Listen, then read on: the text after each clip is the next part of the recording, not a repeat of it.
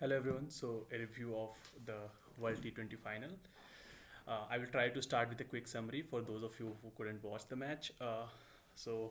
Yeah, New Zealand started decently. I think in the first 3 overs they had pretty decent run, but then Hazelwood put on the brakes. He broke the partnership, and then I think Cain Williamson and Kaptil, I think they took more than required time actually to recover.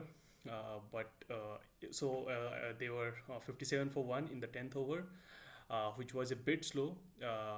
They would have ideally preferred 80 for 2, but still, Guptill got out while trying to hit, but Kane Williamson recovered, and boy, did he recover well. He played a 48 ball, 85 runs inning, and he took on Stark especially. He took on all the bowlers actually once he got set, except for Zampa. New Zealand ended up posting a good total, decent total of 170, 172 for 4. Uh, a pretty decent total in the final.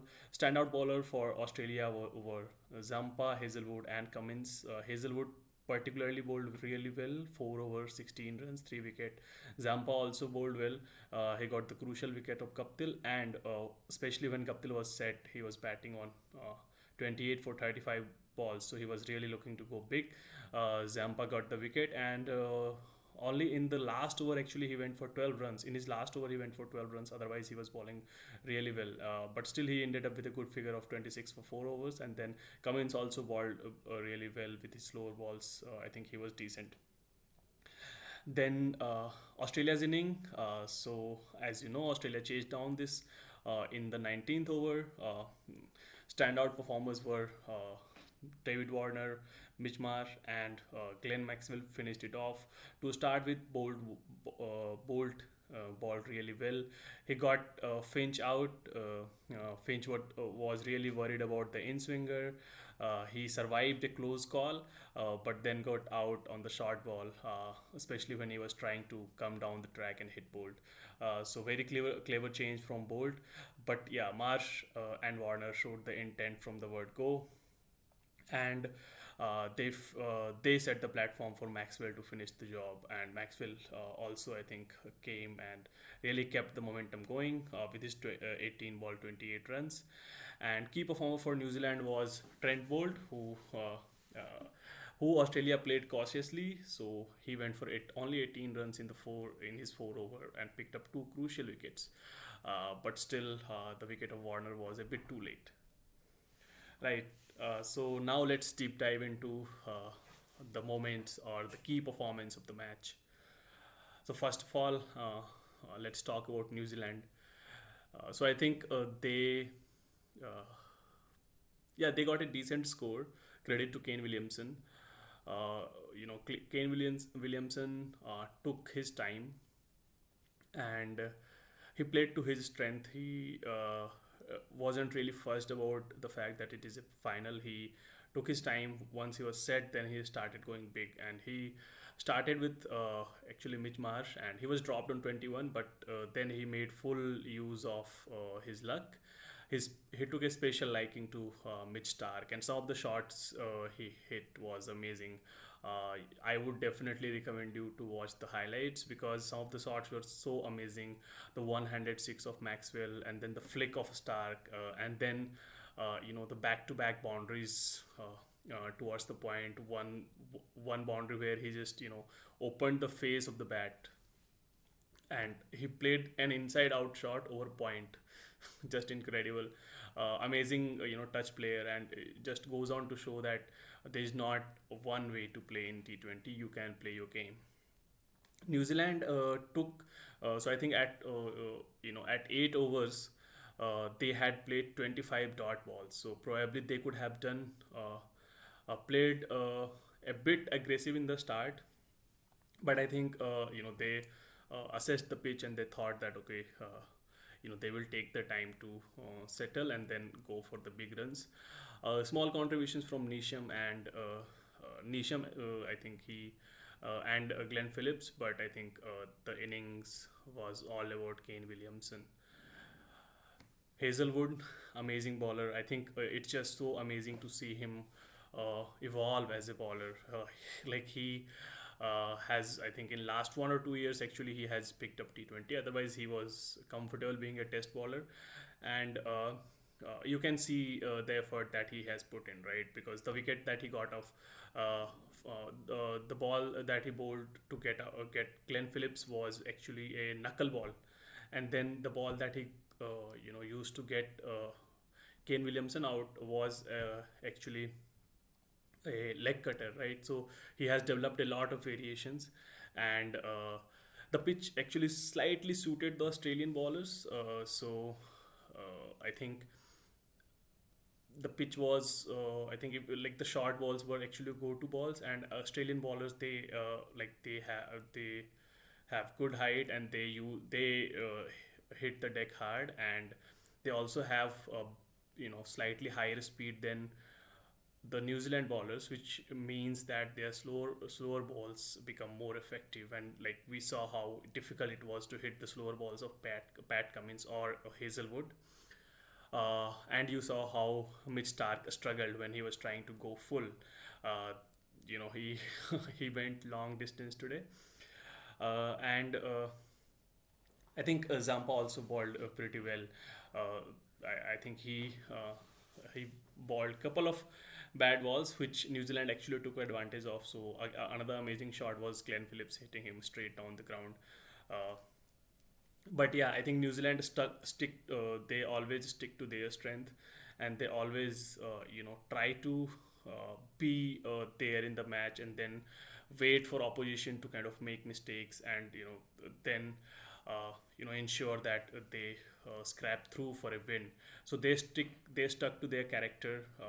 Their innings, the first innings was actually, you know it shows how New Zealand play their cricket.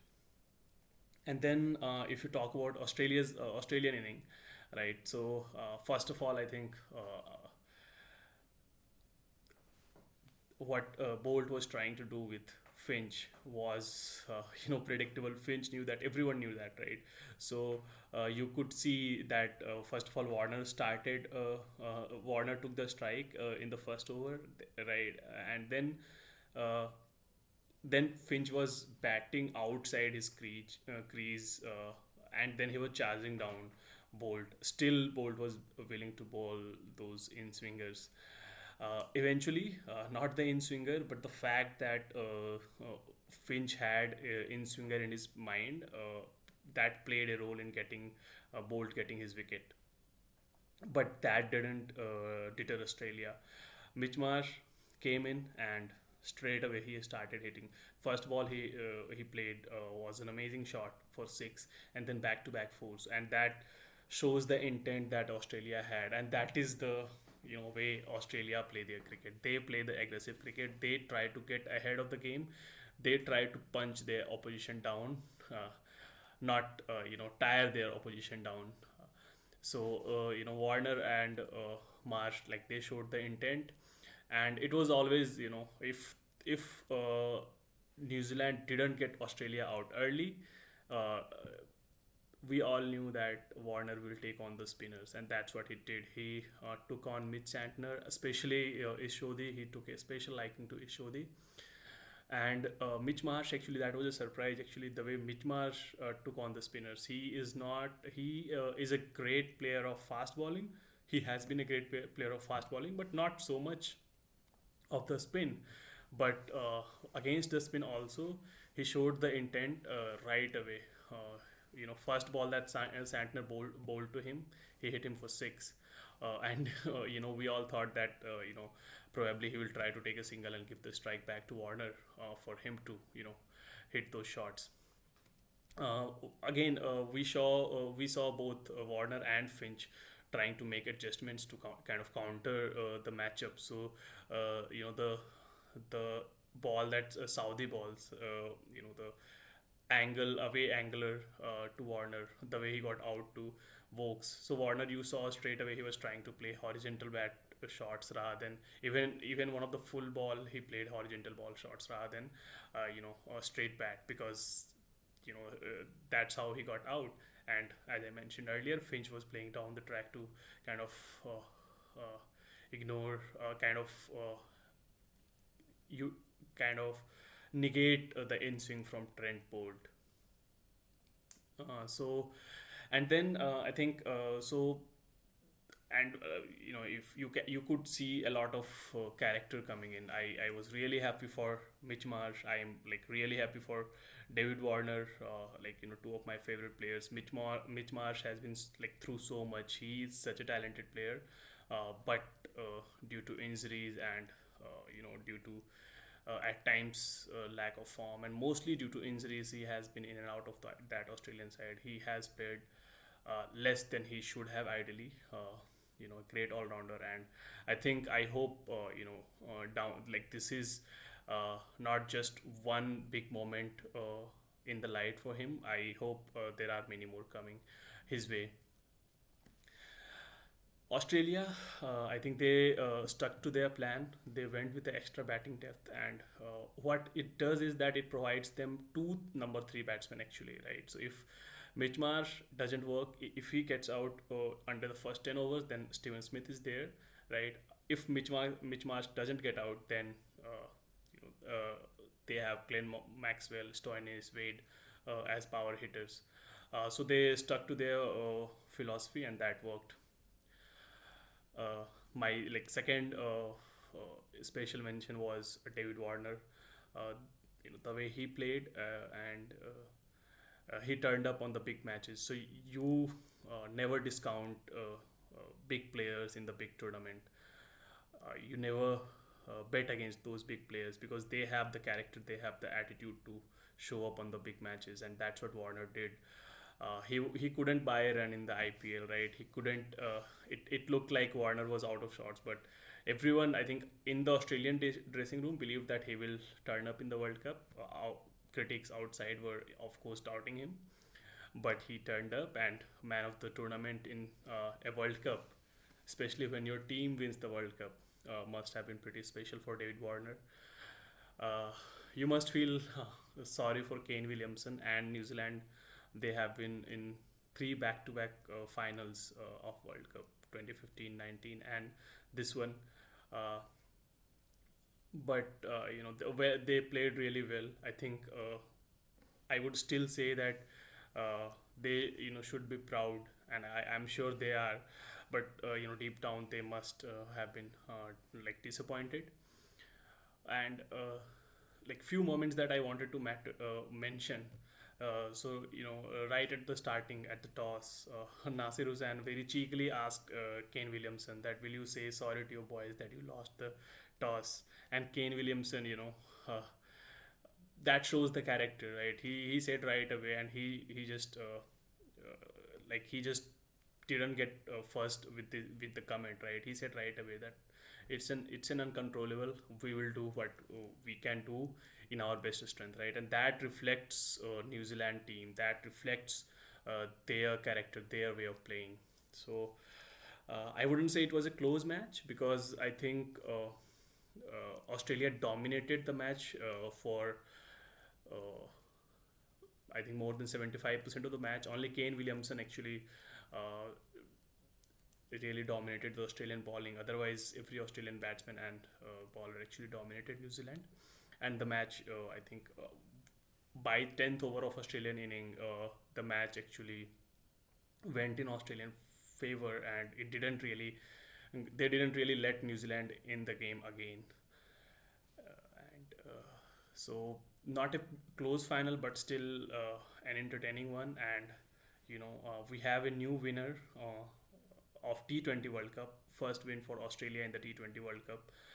So yeah, amazing for Australian team, and I'm really happy for Justin Langer as well. I always thought that he is a good coach. I think he has been in news for wrong reasons for quite some time, but really happy that he has achieved something with this Australian team. I think they have an amazing support staff in Andrew McDonald and other guys as well. But really happy for Justin Langer. And yeah, so that is it. David Warner was the player of the tournament. Mitch Marsh was the player of the match. I'm sure there must have been a good debate on David Warner or Adam Zampa for player of the tournament, but you know, the big innings in the semi-final and in the final probably tilted the trophy for David Warner a bit. But yeah, a nice end to the T20 World Cup.